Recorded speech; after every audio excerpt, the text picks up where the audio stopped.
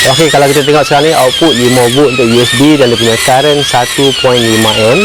Ini saya pusing biasa je, tak lagi sangat pun. Okey, 3 amp. Dia punya output 5 volt dan maksimum current cuma 1.55 amp. Jadi maksudnya kita punya DC generator ni satu kali ganda lebih tinggi current yang dihasilkan berbanding dengan adapter USB ni. Okey, 2.1, 2.2 amp, 2.3 amp. Wow, 2.3 amp. Wah, kakak buat 1 amp. 1.5 amp. Hai, Assalamualaikum. Saya Zul daripada Aquaponic dan DIY Malaysia. Hari kita sambung lagi dengan projek untuk DC generator untuk kita menghasilkan tenaga elektrik. Dan untuk hari ini kita akan test untuk kita cas peralatan yang menggunakan power USB dan juga kita punya solar power bank ni. Okey, ini sebenarnya adalah test yang kali kedua, sebab kali pertama itu kita ada masalah dengan cranking handle. Okey, cranking handle ni yang pertama tu saya buat sementara saja dan saya gunakan skru pada shaft DC motor ni. Tapi apa yang jadi tu, dia punya skru yang kita ikat ni dah patah. Jadi saya dah buat cranking handle yang baru. Yang ni saya buat dengan menggunakan angle iron size 2 inci, dia punya tebal 4mm. Kemudian saya gunakan ni pedal daripada basikal. Dan untuk bracket ni saya buat dengan menggunakan angle iron juga, yang ni angle iron size 1 inci. Saya dah welding. Kemudian saya gunakan bolt dan nut, saya ikat pada saya punya workbench ni. Dan ni memang solid lah, memang kukuh. Kalau goyang pun ni memang goyang sekali dengan saya punya workbench ni, sebab workbench ni dekat bawah dan roda. So kalau dekat sini memang tak ada masalah, tak ada goyang, jadi lebih mudah untuk kita test hari ni.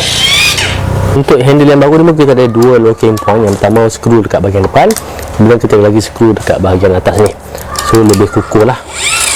Untuk hari ni saya akan test dulu untuk peralatan USB, kemudian baru kita akan test untuk charge kita punya solar power bank ni. Kemudian daripada test tu juga kita tahu output daripada kita punya DC generator ni boleh mencecah sampai 50 volt lebih. Jadi untuk testing ni saya gunakan DC buck converter ni untuk kita step down, untuk kita turunkan voltage daripada 50 volt kepada 12 volt. Dan output daripada converter ni saya sambungkan kepada kita punya cigarette lighter port ni. Kemudian saya gunakan USB cigarette lighter ni untuk kita produce 5 volt untuk kita charge peralatan kita USB kita. Kemudian pada bahagian output converter ni juga saya pasangkan dengan voltage meter untuk kita tengok berapa voltage yang keluar daripada kita punya converter ni. Okey, untuk kita test output USB ni kita perlukan ni solar panel. Kita punya USB meter, kabel, power bank dan juga USB load. Okey, ni yang kita perlukan. Okey, first kita akan test berapa maksimum current yang kita boleh hasilkan dengan DC generator ni untuk output USB. Jadi saya akan gunakan USB tester ni. So saya akan tambahkan USB tester ni pada kita punya USB socket ni. Untuk kita test maksimum current ni saya akan gunakan USB load ni. USB load ni kita boleh set berapa current yang kita nak draw daripada dia punya source. Sebab kalau kita gunakan handphone, masalahnya dia punya charging character tu berbeza. Ada masa dia akan draw current yang tinggi, kemudian ada masa dia akan draw current yang rendah. Jadi kita punya test tu tak tepat. Jadi kalau kita gunakan USB load ni, kita boleh set berapa current yang kita nak draw. Kita boleh pusing dekat dia punya trim port kat sini. So saya akan sambungkan kita punya load. Okey, untuk test ni apa yang kita akan buat? Kita akan adjust kita punya trim port ni sampai ke tahap current yang paling maksimum. Tapi pada masa yang sama kita kena pastikan dia punya output tu masih dalam 4.8 volt hingga 5 volt. Dia tak boleh terlampau rendah.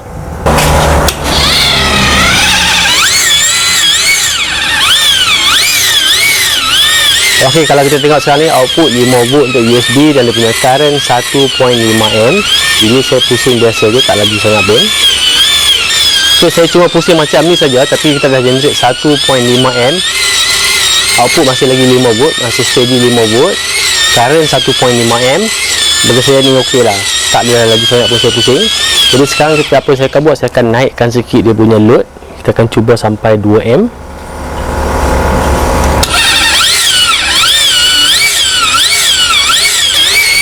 Sekarang 1.6.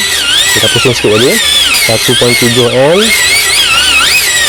Okay, sekarang 2 amp. Masih lagi 5 volt. Ok, voltage masih sama 5 volt. 2.25.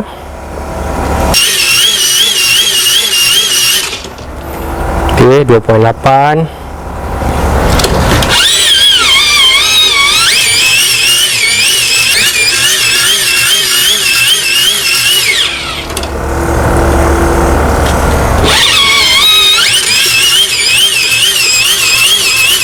Okey, 3M. Okay, kita cuba naikkan lagi, tengok berapa maksimum kita boleh dapat.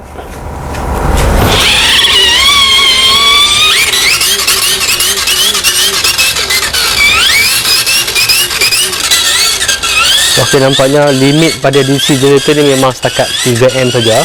Bila saya naikkan lagi, current terus hilang. Maksudnya motor ni dah gagal untuk generate lagi power. Okey, ni saya punya charger handphone, adapter USB. Ini daripada Samsung.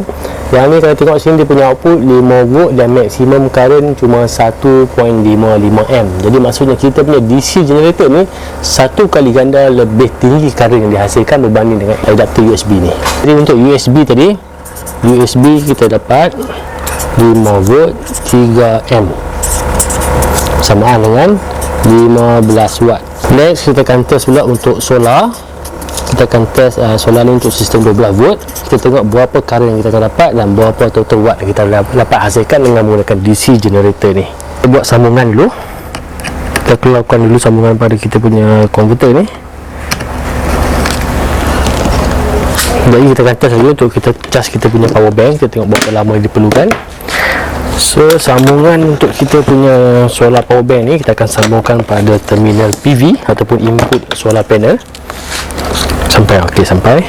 Sambungan positif pada positif dan negatif ni kepada terminal negatif pada kita punya input solar panel ni dekat kita punya charge controller. Sebab charge controller dia boleh handle maksimum sampai 50V. Jadi kita tak perlukan DC converter untuk step down lah. Okey, dah ready. Kita resetkan kita punya breaker dulu untuk on kan.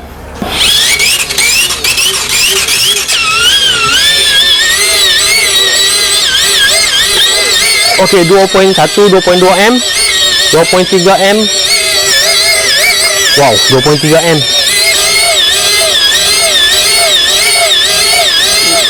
2.4M sekarang. Jadi dalam 13 lah, 13V. Tadi 13V. Current tadi maksimum saya dapat tadi 2.4M.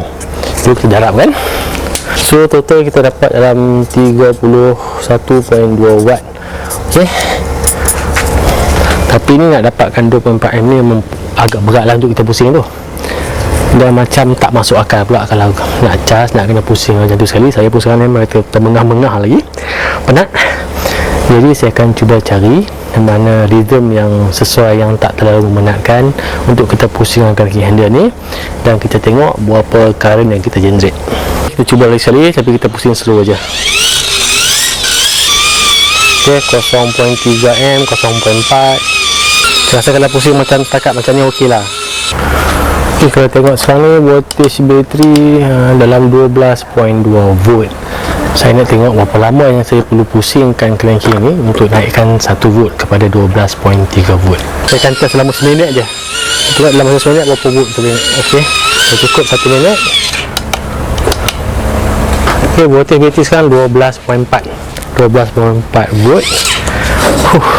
Berdasarkan test tadi kita tengok untuk output USB tadi 5V 3M. Jadi nampaknya yang lebih efisien untuk kita gunakan dengan DC generator ni adalah untuk output USB. Kalau yang solar ni boleh, tapi nak kena pusing tu agak berat lah, agak teruk lah. Tapi kalau untuk USB tadi tak teruk sangat kita nak pusing, masih lagi orang kita kata acceptable lah, tak teruk sangat nak pusing. Dan output dia pun 3M. Kalau saya punya USB wire adapter pun baru dalam 1.55M. Tapi dengan DC generator kita dapat 3M, maksudnya dia lebih generate lebih banyak current berbanding dengan wire adapter. Jadi untuk projek nanti kita akan fokuskan untuk USB saja. Dan untuk solar ni kita akan cari generator yang lain lah. Dan kebetulan tadi tengah-tengah test tadi Shopee dah hantar barang. Ini barang itu memang related juga dengan projek kita ni. Yang ni sebenarnya knob steering, biasa orang pasang dekat lori ataupun trailer. Jadi nanti saya akan cuba gantikan knob handle ni pada kita punya generator ni. Alang-alang benda dah sampai, kita test teruslah.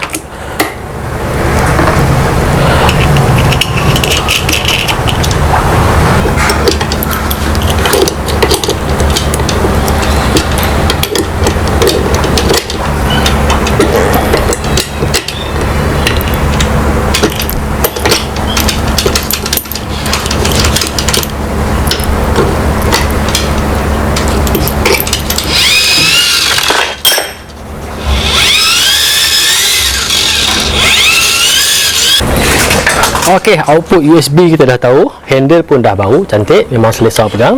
Berbanding dengan sebelum saya gunakan pedal basikal yang lebih selesa, banyak kaedah kita boleh pegang, sama ada macam ni ataupun macam ni, lebih selesa untuk pusing. Yang ni jenis yang plastik, dia ada lagi satu yang stainless steel, tapi stainless steel tu mahal dekat RM30 lebih. Yang ni RM8 tak silap. Dia pun dah cukup lah. Jadi untuk projek ni kita akan fokus untuk cas peralatan yang menggunakan USB. Ok, first apa yang kita nak buat, saya nak tengok kalau saya cas handphone ni menggunakan power bank ni, power bank ni memang dah full, berapa current yang handphone ni akan draw daripada power bank ni. Kemudian kita akan tengok laju mana yang kita perlu pusingkan generator ni untuk dapatkan jumlah current yang sama. So, saya akan sambungkan USB meter ni pada power bank.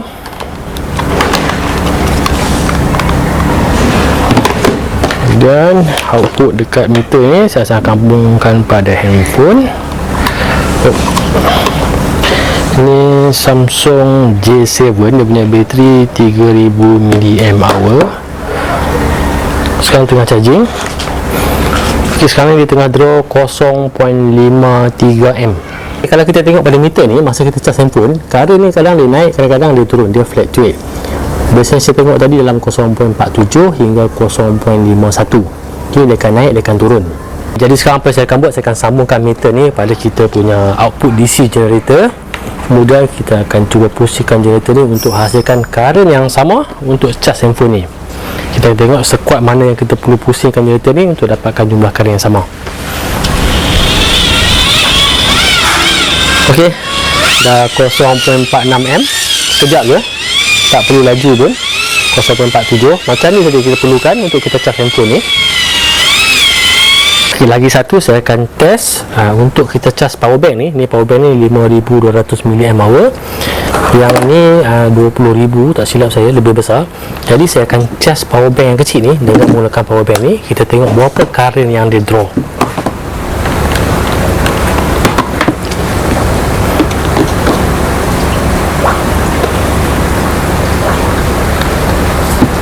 Ok, jadi sekarang ni untuk saya charge power bank yang kecil ni, kita perlukan 1.47 A. Ok, sekarang kita akan sambungkan. Kita tukar power source daripada power bank ni kepada kita punya DC generator. Tengok mampu tak kita charge power bank ni dengan current yang sama. Ok, meter dah sambung pada kita punya DC generator. Ni power bank, saya akan cuba pusingkan untuk charge power bank ni. Ok, 1.554 A. Kelajuan macam ni saja. Ok, kakak try, kakak pusing kan tangan kat sini. Ok, pusing. Kuat, berat tak? Ya, tangan. Kat belakang. Wah, kakak buat 1 A, 1.5 A.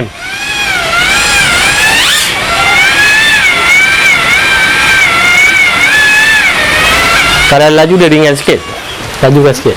Bila dah laju dia ringan. Tengok ayah buat tak. Kalau langsung berat lah. Steady je. Okay. Steady tak? Steady? Tak langsung steady juga kan. Abang try. Tu dapat 1.5. Tu